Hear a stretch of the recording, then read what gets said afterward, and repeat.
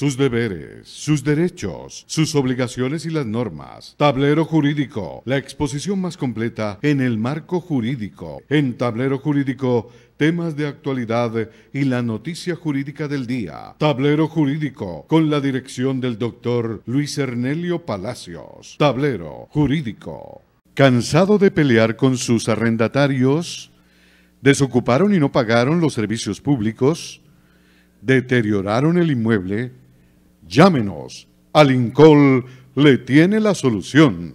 Le adelantamos hasta 3 meses de arrendamiento sobre vivienda dada en administración. Asistencia Legal Integral de Colombia. Le administramos sus inmuebles, ventas, avalúos, préstamos hipotecarios. Alincol. Carrera Tercera 1240, Centro Financiero La Ermita. Teléfonos 884-3499 y 884-3990. Los invitamos para que sintonicen en el canal SET el programa Tablero Jurídico de lunes a viernes de 3 a 4 de la tarde en directo, para que usted conozca cuáles son los derechos en materia laboral y de la seguridad social, el derecho a la familia, el derecho constitucional, el derecho laboral, entre otros, porque usted debe conocer cuáles son esas normas jurídicas que le regulan cada uno de sus actos. Amables televidentes, tengan ustedes muy buenas tardes. A partir de este momento y hasta las 4 los acompañaremos con este espacio Tablero Jurídico, un programa pedagógico que le orienta en torno a lo que son sus derechos en materia laboral y de la seguridad social, el derecho civil, el comercial, el de familia, el constitucional y el derecho a la salud, entre otros. 331-2265, 331-2265, nuestras líneas de participación que a partir de este instante las habilitamos para que usted nos llame, nos cuente su caso y nos permita hacer un poco de pedagogía, orientándole a usted sobre cómo lograr que se efectivicen o le reconozcan esos derechos. Bienvenidos todos y todas y nos vamos de entrada con Televidente en Línea. Buenas tardes. Buenas tardes, licenciado. ¿Cómo me le ha ido, mi señor? Bien, muchas gracias, licenciado. Primero que todo, bendiciones para ustedes, todos los que integran su programa y para su familia. Muy agradecido por todo lo que usted hace por nosotros, la ciudadanía caleña, y nuestros deberes jurídicos que tenemos que enfrentar en el día a día de nuestras vidas. Le habla César Julio Espina Cuarta, licenciado, de aquí del barrio municipal. Sí, señor. Licenciado, resulta que el legislador me pensionó a mí por invalidez, ¿sí? Sí, señor. 5747 de pérdida de capacidad laboral. Sí, señor. Entonces, el legislador lo hizo bajo la normativa de la ley 860 del año del 2003. Correcto. Licenciado, mi periodo de transición, o sea, la fecha en que yo nací en el año 1954. Entonces, cuando se estructuró la pensión de invalidez, yo ya tenía 300 semanas, 495 semanas cotizadas con la normativa de la ley, el decreto 049, la ley 758, el decreto 049. Correcto. Sí, y esas semanas yo las tenía del año de 1994 hacia atrás ya acumuladas en el fondo de Colpensiones. Sí, señor. La pregunta es, ¿por qué el legislador no me tuvo en cuenta ese tiempo y decidió aplicar la normativa de la ley 860?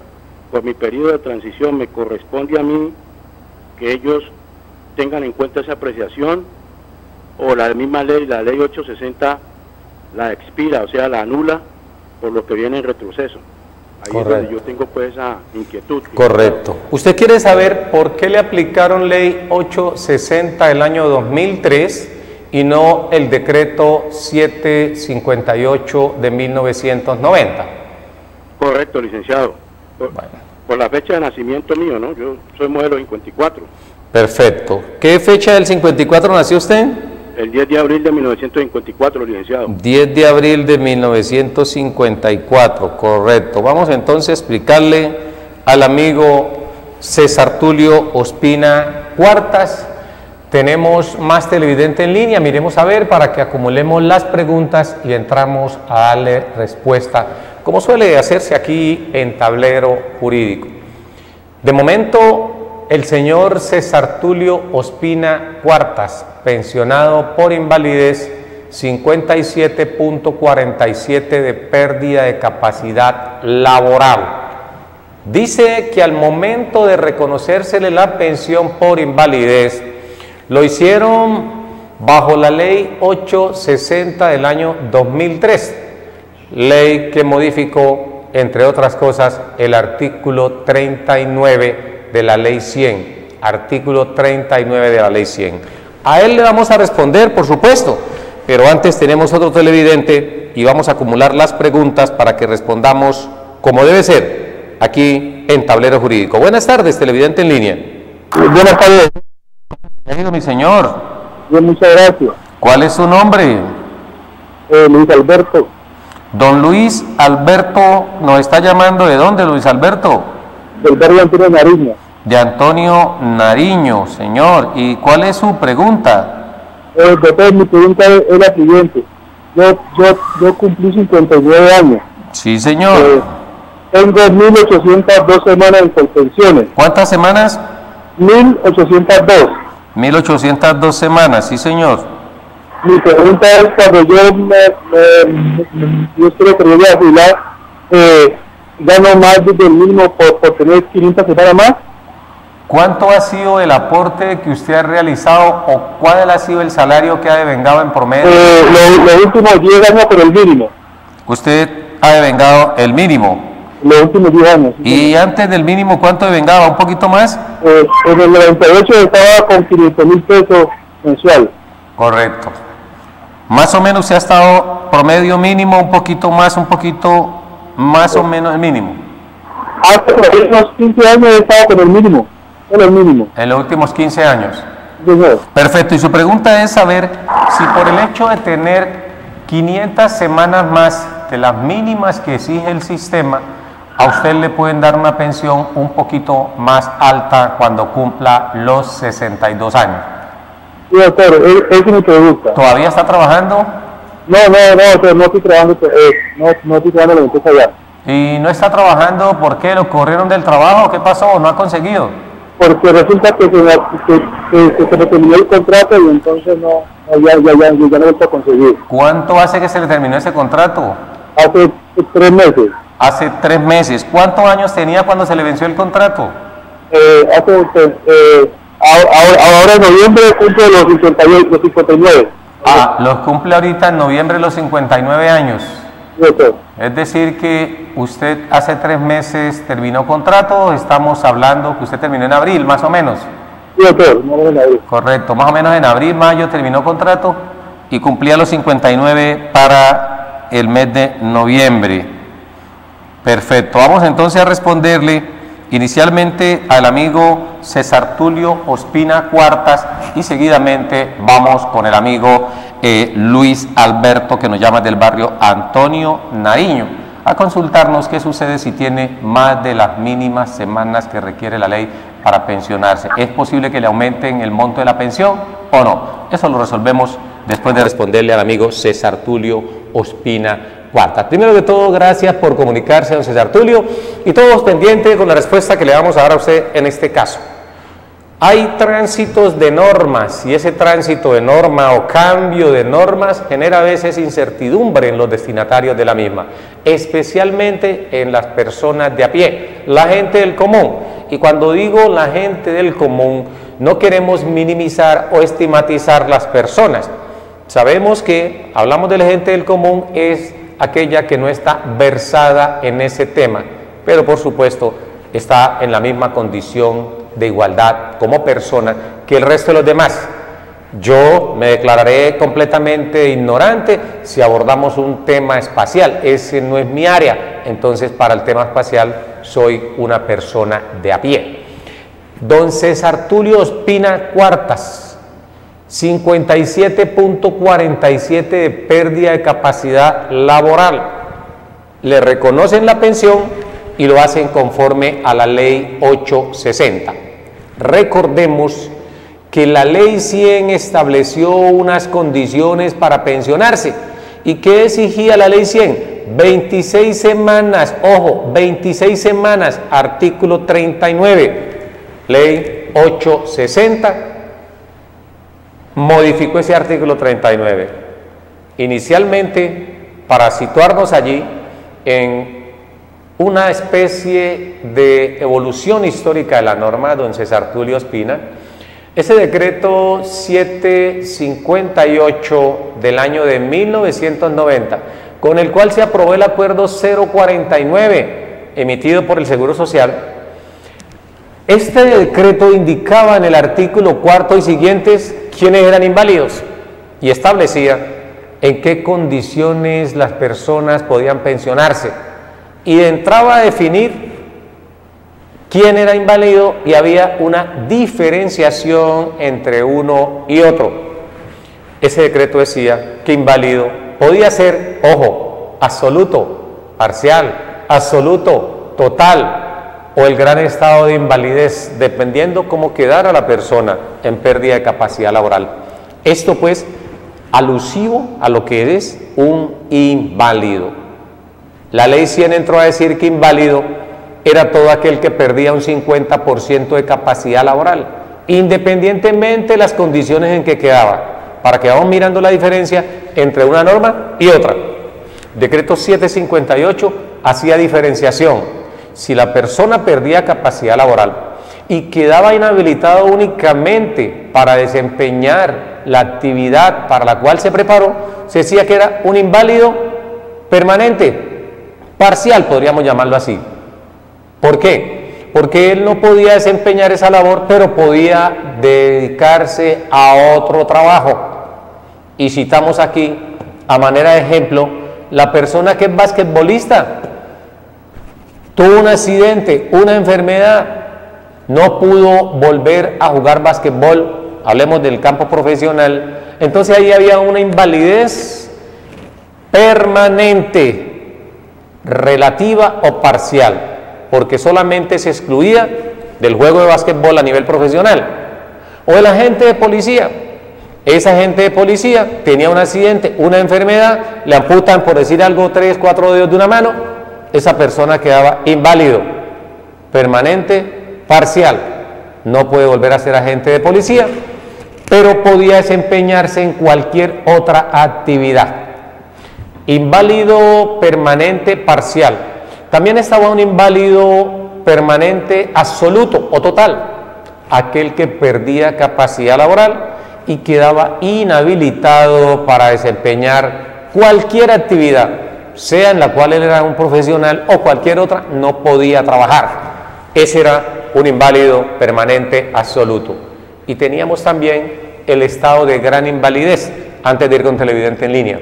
Ese estado de gran invalidez significaba que la persona no podía desempeñarse, 1, en la actividad para la cual él se capacitó, 2, ninguna otra labor podía desarrollar, y 3, además de ello, tenía que ser asistido por un tercero para poder desempeñar cualquier actividad.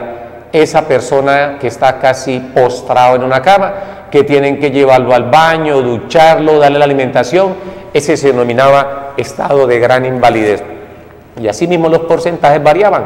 En el primer caso, inválido permanente parcial, le daban un 45% de pérdida de capacidad laboral, de IBL, corrijo, porque el porcentaje de pérdida de capacidad laboral era el mismo. Si la persona tenía una invalidez absoluta, allí a esa persona le daban un 51%, y si la persona tenía un estado de gran invalidez, le daban un 57% de IBL. Esto pues en torno al porcentaje que se le daba a la persona, el cual era producto de la condición de salud en que quedaba inmerso el afiliado o el trabajador. Con esto pues, decreto 758. La ley 100 no hizo diferenciación, dijo artículo 38, inválido, todo aquel que pierda capacidad laboral independientemente de cómo haya quedado. Si quedó postrado en una cama, si solamente servía para una actividad, no para otras, era inválido, no hacía diferenciación y a todos se le reconocía un IBL igual. Vamos a mirar qué sigue diciendo la norma, pero antes vamos a ir con Televidente en Línea mientras retomamos la explicación para el amigo César Tulio Ospina Cuarta. Buenas tardes, Televidente en Línea. Sí, buenas tardes. ¿Cómo me le ha ido, mi señora? Pues, ahí bien. ¿Cuál es su nombre? ¿Dónde nos llama? Del Popular, María. ¿Cuál es su nombre? María Arroyo. La Irade. Ujú. Arroyo, correcto. La señora Arroyo, digámosle aquí, del barrio Popular. ¿Su inquietud cuál es, mi señora? Lo que pasa es que yo en diciembre cumplí las 1.300 semanas. Yo tengo 65 años. Yo pagaba por el adulto mayor. Pero lo que pasa es que Fido Agrario me ha bajado 10 meses, o sea, 40 semanas. Yo le he dado Mi señora, tasas. doña Arroyo, es que no la escucho muy bien, no sé si está muy fuerte el tono de voz, pero no alcanzo a escucharle bien. ¿Usted está en este momentico por Colombia Mayor, cotizando? No, yo coticé hasta diciembre. Cotizó hasta diciembre en Colombia Mayor, perfecto. ¿Y qué pasó de ahí, mi señora? Pues yo pagué hasta diciembre. Sí, En señora. diciembre cumplí las 1.300 semanas. 1.300 semanas cumplió en diciembre, ajustó, sí señora. ¿Y cuántos años tiene? 65. Y tiene 57 años. No, 65. ¿65 años? Sí, 65 años, perfecto. ¿Y su pregunta cuál es? lo que pasa es que yo pagué las semanas, pero Fido Agraria no las ha pagado. O sea, el Estado, porque yo pago con Colombia Mayor. Y Correcto. entonces no me quieren arreglar las semanas. ¿Qué debo de hacer? Es decir, que las últimas semanas que se hicieron por Fido Agraria no le aparecen. No aparece. O sea, sí aparece, pero coloca que yo ya pagué, pero que era por no pago del Estado. Correcto. Es decir, que el Estado no ha hecho el aporte que le correspondía respecto al porcentaje que usted aportaba. Eso. Perfecto. Su pregunta es, ¿qué hacer al respecto? Sí, claro, porque son 40 semanas. Perfecto, mi señora. ¿Usted tiene su historia laboral en la mano? Sí, claro. Bueno, esa historia laboral usted nos la puede hacer llegar a la oficina.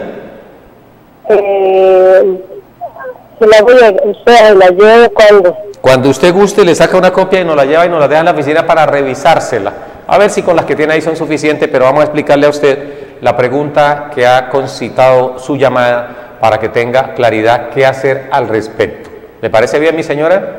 Sí, bueno, muchas gracias. Bueno, a usted, doña Arroyo, por haberse comunicado con nosotros. Entonces culminamos con el señor César Tulio Espina Cuartas, que nos está consultando por qué no le aplicaron a él el decreto 758, con el cual se aprobó el acuerdo 049, y le aplicaron en su defecto la ley 860 del año 2003. ¿Qué pasaba entonces? Estábamos haciendo una diferenciación entre lo que era el inválido definido por el decreto 758 y lo que es hoy definido por la ley 100 del 93, artículo 38. Esto en torno a lo que es la definición de inválido. Pero no basta solamente con que la persona sea declarada inválida, sino que además se requiere tener cierta densidad de semana para que pueda indicarse que tiene derecho a la pensión por invalidez. Con el decreto 758, además de esa condición de inválido, sea absoluto, sea permanente o sea estado de gran invalidez, se requería tener 150 semanas cotizadas dentro de los últimos 6 años anteriores a la fecha de estructuración. 150 semanas dentro de los últimos 6 años anteriores a la fecha de estructuración, o en su defecto tener 300 semanas durante toda la vida laboral. 300 semanas durante toda la vida laboral. Ahora bien, hasta ahí todo estaba bien. Cuando entra la ley 100 en materia de semanas, no pide 150 en los últimos 6 años, como lo decía el decreto 758, ni 300 en toda la vida laboral. La ley 100 exige solamente 26 semanas, 26 semanas, ojo, último año, si estaba afiliada la persona. Pero posteriormente viene la ley 860 y dice, no son 26, sino que deben ser 50 semanas cotizadas dentro de los últimos 3 años. Esa ley 860 modificó el artículo 39 de la ley 100, artículo 39, ley 100, modificado por la ley 860. Aumentó de 26 a 50 semanas. Estas 50 semanas, repito, deben ser dentro de los últimos 3 años anteriores a la fecha de estructuración. Vamos con televidente y retomamos con la explicación que estamos dando. Buenas tardes, televidente en línea. Buenas tardes, doctor. ¿Cómo me le ha ido, mi señora? Pues será muy bien. ¿Y usted? Muy bien, mi señora. Cuéntenos su nombre, ¿cuál es? Mi nombre es Aquilia Juanillo. Doña Aquilia Juanillo. ¿Cómo me le da, doña Aquilia? Bien, gracias, doctor. Cuéntenos, doña Aquilia. Era para hacerle una preguntita, ¿no? Cuéntenos. ¿Cuántos meses o cuántos años demora para después que a usted le hacen la audiencia y usted gana el caso? ¿Cuánto demora el Estado para pagarle a usted su sobrevivencia, su pensión por sobrevivencia? La pensión de sobrevivencia. Perfecto, sí. Doña Juanita Aquilia Juanillo. Se nos confunde ahí un nombre, pero bueno. Sí. ¿Cuánto tiempo puede demorar después de que le reconocen a usted la prestación para poder ser cancelada junto con su retroactivo? Esa es la pregunta. Sí. Perfecto. Vamos entonces a responderle a las personas que le han antecedido y retomamos con la señora Aquilia Juanillo. Perfecto. Puede colgarnos y ahorita volvemos con usted a retomar. Rápidamente entonces, para culminarle al amigo César Tulio Ospina, haciendo la diferenciación, ¿por qué le aplicaron a él la ley 860 del 2003 y no el decreto 758? Entonces el señor César Tulio Ospina nos dice, es que yo nací el 10 de abril del año 1954, corrijo, lo que significa que a 1 de abril él tenía 39 años y además tenía 11 meses y tenía 21 días aproximadamente. Es decir, estuvo a 9 días de haber estado en transición por edad. Ahora bien, el hecho de no estar en transición, hemos dicho aquí muchas veces que la transición no aplica para pensión de invalidez ni para pensión de sobreviviente. La transición prevista en el artículo 36 de la ley 100 única y exclusivamente aplica para pensión de vejez, no para invalidez, no para pensión de sobreviviente, no para pensión familiar, no para pensión especial, entre otras, para hacerle la precisión. Entonces, infortunadamente, tiene un siniestro el señor César Tulio Ospina, es calificado con pérdida de capacidad laboral, le aplican la ley 860, porque es la que está vigente en el momento. Tiene derecho a la pensión. Uno se preguntaría, pero ¿cuál es el objeto de que le apliquen a uno la norma anterior? Mucho, porque si le aplican la norma anterior, usted tiene mucho más beneficios, si es con el decreto 758. Entonces, ¿a quién le aplican, en este caso, no régimen de transición, sino principio de favorabilidad? Cuando una persona va a ser reconocida la pensión, en este caso de sobreviviente, o la pensión por invalidez, y no cumple con los requisitos de la norma vigente, pero cumple con lo que exigía la norma anterior, entonces aquí no se habla de aplicar régimen de transición, sino principio de favorabilidad o condición más beneficiosa, dando cumplimiento de esta forma a lo que dice el artículo 53 superior, a lo que dice el artículo 21 del Código Sustantivo Laboral y una amplia gama de jurisprudencia que en ese aspecto ha emitido la Corte Constitucional y la Corte Suprema de Justicia. Entonces, en resumen, y para concluir con César Tulio Ospina, si la persona tiene una ley vigente que se le puede aplicar, no se entra a aplicársele principio de favorabilidad ni condición más beneficiosa. Eso solamente se utiliza en la medida en que la persona afectada o afiliada no encuentre una protección en la norma que está vigente. Entonces, para garantizarle el derecho, nos vamos hacia atrás, buscamos en este caso el principio de favorabilidad, buscamos en otros casos el régimen de transición y le aplicamos lo que está indicando, siempre y cuando cumpla con unas técnicas que la misma Corte en su jurisprudencia ha manifestado. Desde luego, don César Tulio Ospina Cuartas, que usted en este evento no hay lugar a reclamar, había que aplicársele la ley 860 y no el decreto 758, porque usted encontró vigente una norma que lo protegía, como lo es la 860, modificatoria del artículo 39 de la ley 100. Rápidamente, la otra pregunta que nos hizo aquí el amigo Luis Alberto, que nos llama desde el barrio Antonio Nariño. Está ahí don Luis Alberto. Tiene 59 años, se quedó sin trabajo, 1.802 semanas. Él pregunta si cuando le reconozcan la pensión, por tener 500 semanas más de las 1.300 mínimas que sigue la norma, le reconocen una pensión más alta. La respuesta es no, porque se lo consultamos en directo, en vivo, y nos dijo casi siempre devengue un promedio del salario mínimo. Y aquí en este espacio hemos dicho que así la persona tenga 2.000, 3.000, 5.000 semanas, le van a reconocer, si cotizó siempre sobre la base del mínimo, lo mismo que le reconocen a la persona que cotizó 1.300 semanas. Es lo mismo. Por eso uno no debe hacerse falsas expectativas, decir, trabajé toda la vida, 1.800 semanas son cerca de 38 años trabajando, y voy a ganar lo mismo que gana una persona que haya cotizado 1.300 semanas, incluso que cotizó únicamente 50 semanas y se pensionó por invalidez. Da lo mismo. El número de semanas solamente incide en el monto de la pensión en la medida en que la persona haya tenido un índice básico de cotización muy por encima del mínimo. Aquellas personas que cotizaron sobre la base de 1.000.000, 1.200.000, 3 millones, 5 millones, allí le incide el monto de la pensión. Si no cotizó sino sobre la base del mínimo, no hay esperanza para ello.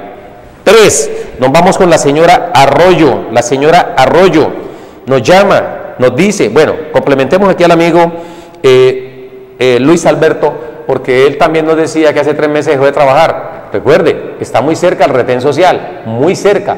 El retén social dice que cuando la persona le falten 3 años o 150 semanas, deben garantizarle estabilidad laboral reforzada. Luego, tóquenle la puerta a su empleador, dígale que usted tiene 59 años, que por favor le permitan seguir trabajando porque ya nadie le va a dar más trabajo a esa edad.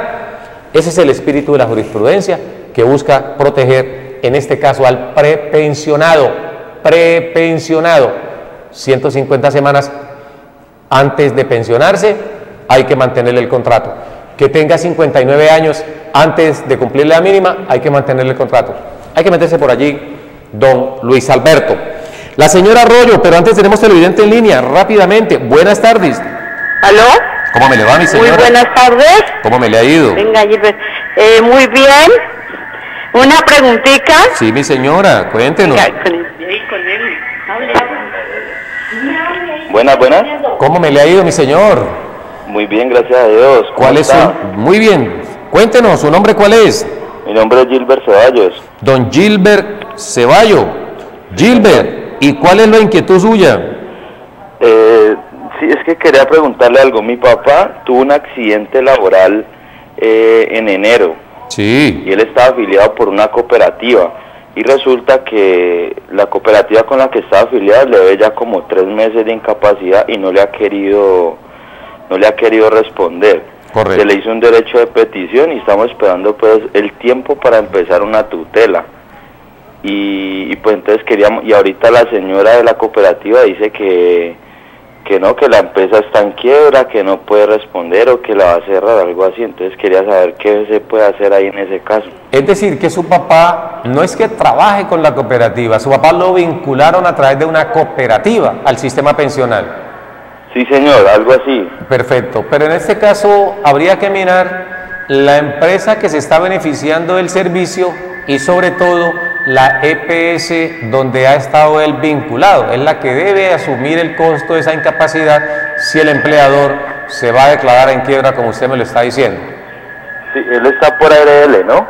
Ah, fue un accidente de trabajo. Sí, señor. Perfecto, con más razón. Debe ser la ARL quien entre a responder y no la cooperativa. Vamos a colgar la línea y al final le complemento la respuesta a su pregunta, porque ahorita tenemos aquí dos preguntas que vamos a resolver rápidamente porque el tiempo ya se nos acabó, y la una es la de la señora Arroyo. Nos dice: estoy cotizando con el Fondo de Solidaridad Pensional, hoy Fiduagraria. Recordemos que cada gobierno trae su propia burocracia, su propio séquito de amigos con los cuales va a trabajar. El señor Juan Manuel Santos trabajó durante sus 8 años con Colombia Mayor. Después vino, con Consorcio Prosperar, el señor Uribe. Después vino el señor Santos y trabajó con el Consorcio Colombia Mayor. Y ahorita el nuevo presidente, el mismo de los 8 años antes al de Santos, vino con Fiduagraria, otra entidad que va a manejar esto del Fondo de Solidaridad Pensional. ¿Qué le decimos a la señora Arroyo? Llévenos la historia laboral. Si Fiduagraria no ha pagado, usted ya cumplió sus 65 años, radique inmediatamente la solicitud de reconocimiento de su pensión ante Colpensiones. Lleve los documentos, radique.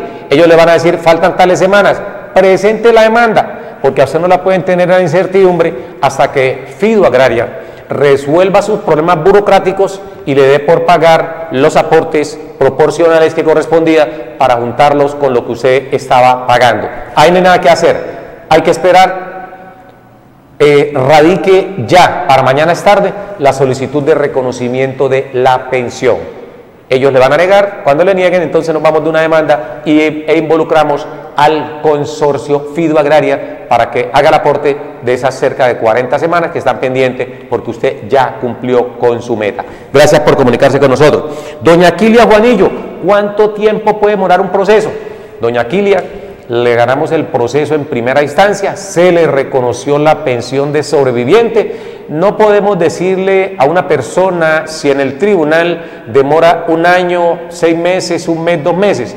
Hay magistrados que están livianitos en materia de proceso y en 1 mes pueden resolver, en 1 mes. Sin embargo, hay otros que pueden demorarse 2 meses, 6 meses, 8 meses, 1 año, más tiempo. Quisiéramos de verdad, de todo corazón, que en los tribunales un recurso de alzada en este caso no demorara tanto tiempo, pero sí podemos decirle a la señora Juanita Aquilia Juanillo para que se acerque a nuestras oficinas. Vamos a indicarle qué magistrado tiene su caso y comenzar a hacer lo que se conoce como el lobby, porque es una pensión de sobreviviente y usted tiene unos gastos, tiene unas necesidades y el magistrado debe, por supuesto, entrar a resolverle dentro del menor tiempo posible.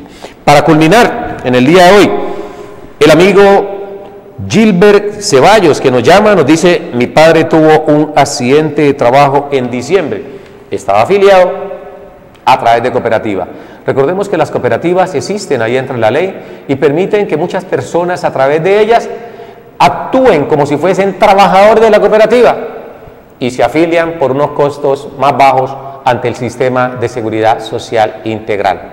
Si el padre del señor Gilbert en el mes de diciembre tuvo un accidente de origen laboral, no tiene que estar volteando con la cooperativa de trabajo asociado.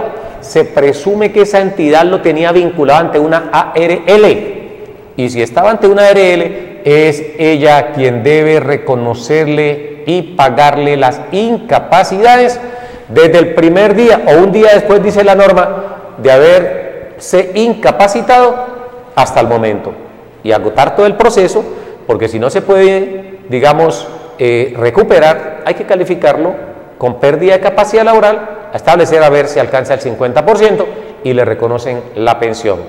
Esto es así a las carreras, me excusarán, el tiempo se nos ha acabado, nos dicen por el interno. La invitación es para el día de mañana, con un poquito más de tiempo, para que podamos ampliarle a nuestros televidentes las dudas que tengan en torno a lo que es el derecho laboral, a lo que es la seguridad social y, por supuesto, el derecho de familia, el derecho constitucional, el derecho a la salud, entre otros, porque esta sociedad está ávida de ese conocimiento que las mismas normas, las mismas entidades enredan e impiden que puedan acceder al derecho. A todos ustedes le agradecemos por haberse comunicado con nosotros. Los invitamos mañana en punto de las 3 de la tarde. A todos un abrazo, una feliz tarde y un Dios los bendiga. Nos vemos mañana. Sus deberes, sus derechos, sus obligaciones y las normas. Tablero Jurídico, la exposición más completa en el marco jurídico. En Tablero Jurídico, temas de actualidad y la noticia jurídica del día. Tablero Jurídico, con la dirección del doctor Luis Ernelio Palacios. Tablero Jurídico.